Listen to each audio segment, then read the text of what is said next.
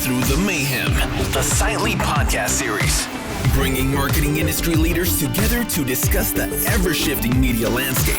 Learn about the ins and outs of real-time marketing, influencers, data privacy, technology, and so much more. All from industry experts with real experience, giving you the real answers. Now, let's break through the mayhem. Welcome to Breaking Through the Mayhem, hosted by Silently. We're really lucky today to have the amazing Maureen Bosetti with us. How did we get so lucky to have you today? I don't know, Adam. How Good. did you get so lucky? I have Kidding. no clue, I've Yeah. been admiring your work in the industry for so long. And listen, your ascension has been special. And people like you make the industry go round. So why don't you tell people a little bit about yourself? Well, thanks, Adam. I appreciate that. And thanks for having me on the podcast. So I went to college here in New York City, Fordham University. I thought I wanted to be in production and I majored in communications and I did a lot of internships in that space. But once I got out, obviously it's a pretty competitive landscape. So a friend of mine was working at a media agency and said, why don't you come over here and at least, it's a good job, it's in media. And I ended up getting a job at GM Mediaworks, which was the buying agency for General Motors back in 1994. So a long time ago, but that was really my start in the buying side and really did a ton when I was starting out at General Motors because we were the biggest advertiser back in that time and did a lot of buying. And that was really what started my career. And then from there, I went into sales for a little bit and then realized I didn't know that. yeah. But I realized that I really loved being on the agency side. So I went back at the time of the dot-com boom. I decided, no, I'm going to go back to the agency side.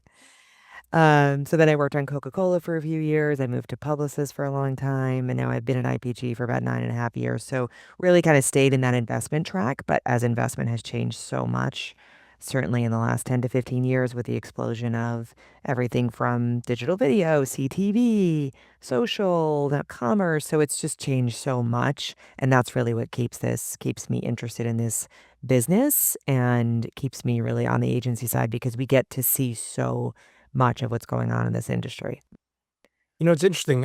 We have a lot of industry titans like yourself on the podcast, and everyone always says that. It's like the industry is always changing, it's always evolving, so the job never feels the same. Never. 'Cause you're Never. always leaning into new innovation. How do you keep yourself learning? Like, what's your best approach to learning and being ahead of the times?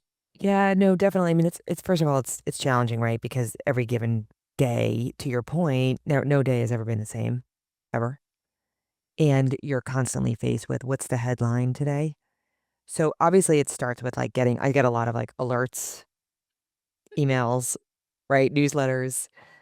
So then you're reading those, you're trying to keep up with all that, the trades, I say that, other things even a morning brew or other newsletters that I can read to keep myself updated, not just about media, but obviously everything that's going on, whether it's around the tariffs, trade wars, those impact what we're doing.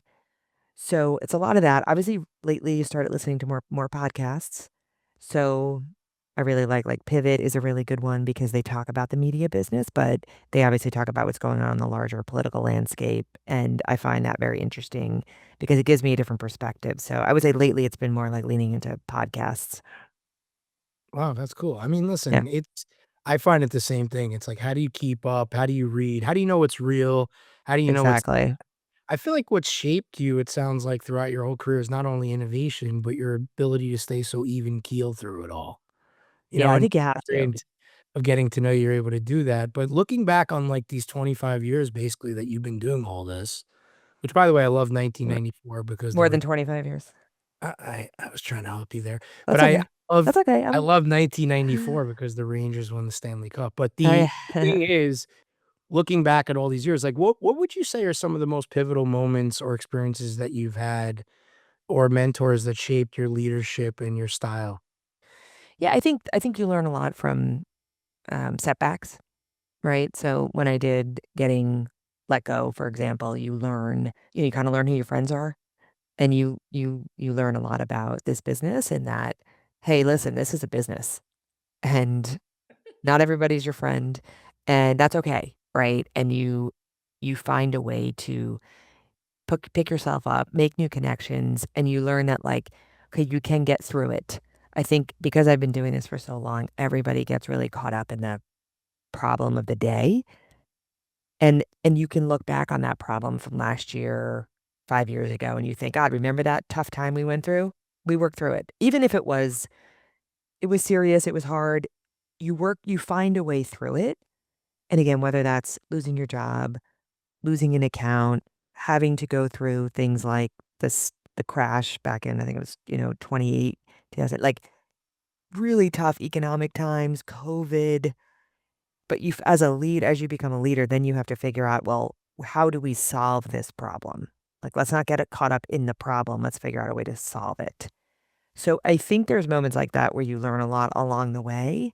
And then there's also moments where you have to realize, wait, I really need to change my mindset, right? I need to kind of figure out, how do I have the perception of who I am as a leader be very different to other leaders or my clients or salespeople. So I did start to like evolve. And I hate to use this word like my brand, but I do think you try to evolve. Like, okay, how am I being perceived in the market? How am I being perceived internally? And I needed to make sure that I was putting myself out there in the way that I wanted to be seen, because there was a perception at some point that maybe I was too quiet, I was too introspective, and I think that was holding me back.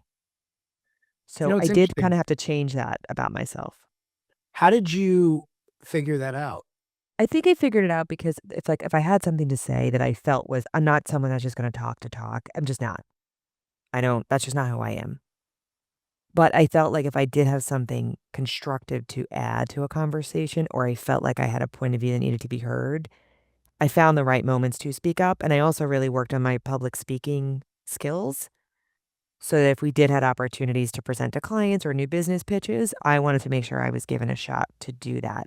So I did try to really work on that aspect of my skills, because that really helped put me in a position where if you're in a new business pitch and you're pitching and you're good at it, the CEOs take notice, other people take notice, and then it gets you more opportunities to do that. And that honestly like helped me a lot in my career. It's so But interesting. Like, you also, not only have you evolved, it sounds like, in an innovative world where things are changing, you've had to innovate along the way for yeah, yourself, which is a very it's so cool that you could say that out loud and feel good to because that's such a good teaching moment for people. yeah, Like, I always say to people that, not everyone wants to be out there. exactly, exactly. It's a hard No, thing, and we're living in such a weird world where, like, you have to, if you're not out there at all, it kinda hurts your team, not only your own brand, but you also wanna show up as yourself. So how do you kind of think about that and balance that in the way that you show up lately in the public eye or on podcasts like this? well, I think you have to be honest. Like I think I have tried to be very transparent with people, or honest in saying like, yeah, I have a lot of things that I have worked on, still work on. Nobody's like this perfect image of what people want them to think they are, or everybody has things they're good at and things they're less good at. So I think trying to at least show up and saying like, let's have an honest conversation about what's hard about this, right? What's hard about this job, or what are things that, yeah, I did have to overcome. I didn't just show up one day in this role, right? This is 30 years in the making. So there are times where I had to say, I need to be better about, again, whether it's speaking up, building confidence in myself that I didn't have, making sure I felt comfortable going into the CEO's office. And that isn't always comfortable for me. So I think you have to be honest about what hasn't worked, and how do you start to really build your strengths. I read this book one time. If you've ever read Strength Finders, it does focus more on, we're always trying to fix what's not good about us, right? It's Like, just focusing on what's great about us. but it's focusing on what's great about us. Or if you think, like, you know what, I really do like public speaking and I like standing up in front of a room and like, I'm good at that. Like, amplify that strength. I may never be good at running pivot tables or some things like that. Like, I can do it, but I don't love it. And so why don't I focus on the things I love, and then surround yourself with other people who are maybe good at the other things. because we're always like, everyone's always like, well, you're not good at that. And it's like, yes, I understand that there are certain things I have to work on. I'm not suggesting to be good at this job, you do have to be good at a lot of different things. But I'm also trying to, again, like focus on where I think I can amplify those strengths. And I think that's an important thing for people to learn. You're never going to be excellent at everything. That's not It's funny. I realistic. actually agree with you 1,000,000% on that. Like you're always like brought up like work on what you're not good at. Right. But it's funny because if you start to just focus on your strengths, the things that you're not actually great at happen better anyway because your Right. security in yourself grows and your confidence, right? And let's call it what it is. Confidence and security, it sounds like, have led to a lot of your success, which is great. And I see you always a part of like a lot of the different things, like seeing you involved with the female quotient and other things that are out there.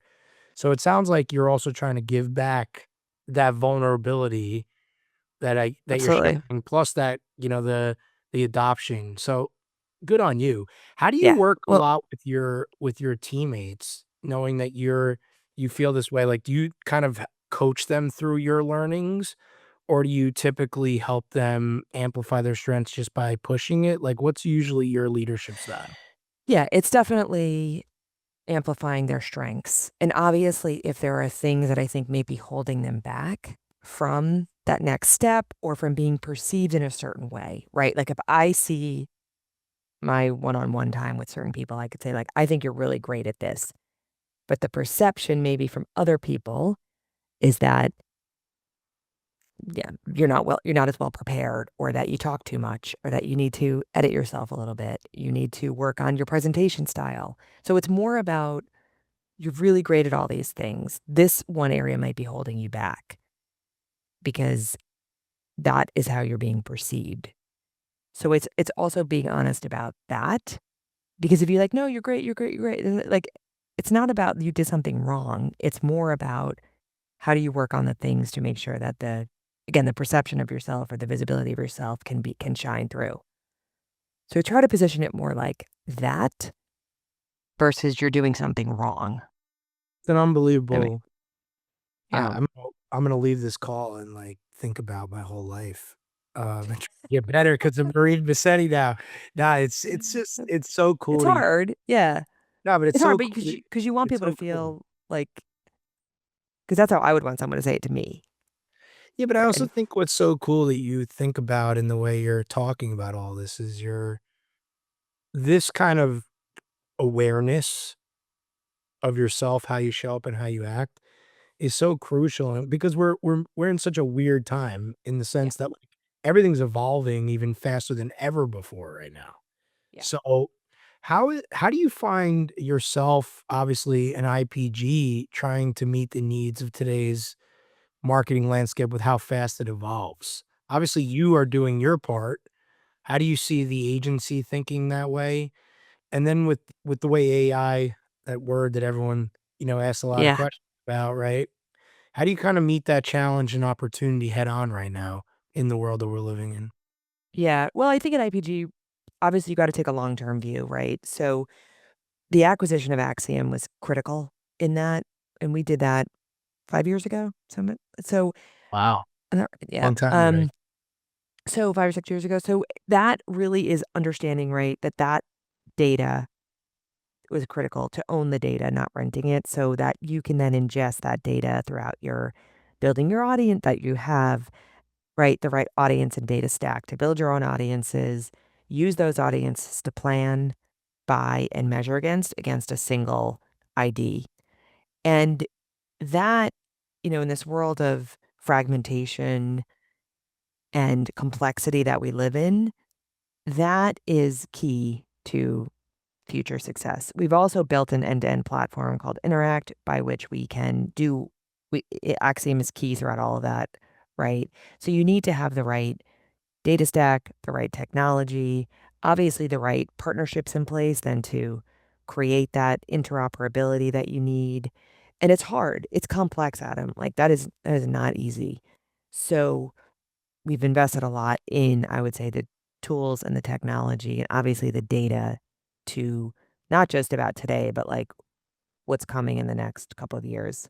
And then AI is built throughout all of that tool, right? So you can now just ingest information about a client, and we can start to really use that data to develop audiences. We can start to develop media plans, obviously using AI, really developing creative assets, obviously through the dynamic creative. I think that's going to be a big opportunity for clients.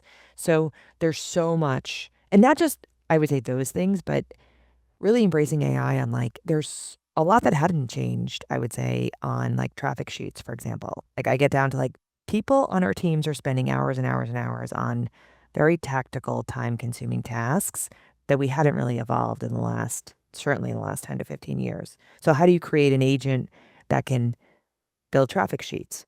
How do you create an agent that can build programming estimates? There's so much that we can do now with AI to help our teams work more efficiently. And we have to, like, it's going to change the way that we work. And I think that that's good, right? Like we have to. Even You if can't you be didn't think, doing things so manually. even if you didn't think it was good, you can't say the opposite, So it's hard because it's funny. It is good. It's like it to me. It's just so complex, right? Like when you break down what you just said, it's like now you have a whole nother world that you're playing in, right? You're looking at investment over the years. You're looking at where money should go, where demand should be, how you should play. Now all of a sudden, Marine's like, I'm building agents. So it's a whole. I'm just saying, it's like when you just think about that, that I goes know. that goes back to one of your opening comments about how fast things evolved, and now they're evolving faster than ever. So I think the ability for you to look internally the way you do, just at yourself, is a big piece in evolving in anything. Yeah. If you're And I stuck think, in it if you're yeah, stuck in that 100%. mode, you can't evolve. So let me ask, let's kinda shift into kind of your brands that you work with, right? When you break down how brands can lean into all the technology that you're bringing around, how do you think about that? Like, do you think about, is a brand more forward thinking, middle thinking? Do you bring the same suggestions to different people? How do you kinda break down your suggestion tree? Yeah, I think for clients, it does come back to diagnosing what the challenges of the client. Not, we're not here to like use every single tool that we have for every single client, right? Because that's just, it's overwhelming. And not every client needs all that, right? Some of our clients have in-house programmatic teams. So what is the right solution that we have to bring to that client? Like, do we have a curated list of partners? Do we have content curation, supply curation? Is it a certain piece of tech that we can help them with? Is it a partnership that we can bring to bear? So every client has different needs. And what we really try to do with our business leads is understand, how do we solve that problem for that client? So again, do they need help creating with creative production? So we have a content studio that maybe could help with that. Or are we trying to build audiences using our Axiom stack? Are we trying to do social? Are we trying to amplify social for them? So we're really trying to understand. Obviously, we need to make sure they understand what our full end-to-end suite looks like. But then it is about like, hey, we really think we need to work much more upstream on the audience build. We need to ingest more first-party data or third-party data to help grow with the audiences that we're building. So then we can find more new customers, or we can solve your consideration problem. And we've got this path to do that. So it is kind of that decision tree, but it all really starts with like, what are we trying to solve for the client? See, it's Yeah. beautiful that no matter how things evolve, you still are grounded in that, You have to be, and because that's otherwise what the it's end all about. result, yeah, we have That's what to it's all be. about. It. I saw you speak on stage talking about that, and I thought it was so smart to watch the way you kind of always get back to evolving to what the client wants. I think if you see the forest through the trees like that, it's easy to make the right decisions. Yeah. In terms of how fast things are moving today, like we were talking about, how do you guys think about cultural trends and cultural decisions alongside your brands? How are you marrying those things together today and being smart in the way that you guys are doing that? A lot of that is rooted in what part of our planning process and our strategy teams. So that we have a really great strategy teams that when they get a brief, right? So we're trying to drive more customers into restaurants, or we need to add more B2B clients, like no matter what even pharma, right? everything starts with like, again, understanding like, okay, well, this is what's going on. And these are the cultural trends. So there could be health trends. There could be food trends. There could be people working from home trends. So we have a strategy team that really tries to understand like that. Yes, there's an audience size, but what is the cultural nuance and the cultural trends that overlay those audiences? So then we can go and find the right media channels, but media platforms, media ideas, media creativity that kind of have that intersection of, yeah, there's a quantitative analysis, but then there's also the qualitative work that we infuse into that from a cultural and a trend standpoint. And those two worlds kind of can come together to create, again, audiences, platforms, communication, objectives, communication, um, platforms, like I said. So, and we try to build like comms platforms around those cultural themes. They may not be consumer facing platforms, but it may be just how do we show up in media based on those cultural insights. Yeah, a lot of it for you guys is about listening, learning, and acting, and making sure that it's consistent with your client's needs, which is beautiful. In terms of shifting a little bit here as we come down the stretch of our Mm. conversation, what do people not know about you in your personal life that you would be interested in sharing with people? Like, what keeps you going? What do you like to do? What do you like to watch? What do you think about Oh, yeah. outside Well, of work?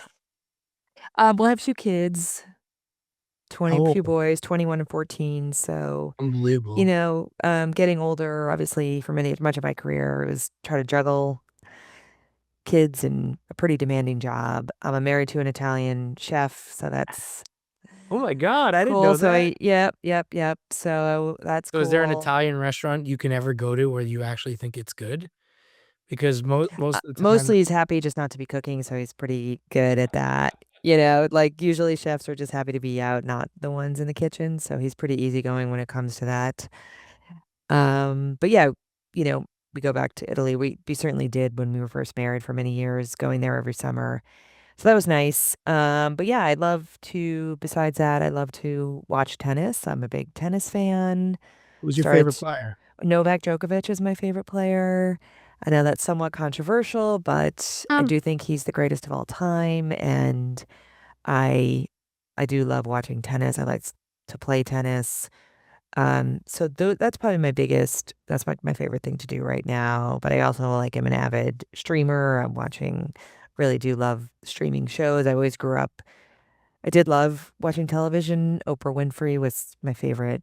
She's my all-time favorite Wow, TV personality. Yeah. interesting. Really was grew up kind of watching her show in the afternoons, and I just felt like it was groundbreaking what she put on television, and always felt that television was a really powerful medium, which is why I wanted to get into the TV production world. But I ended up doing a job where I'm very much kind of in that business, but more in the business side of it than the creative side of it. And it actually really works well for me. So I kind of love that about the media business. And I love going to Upfront still because I get to see all the programming and everyone kind of laughs at me and thinks I'm crazy, but I do.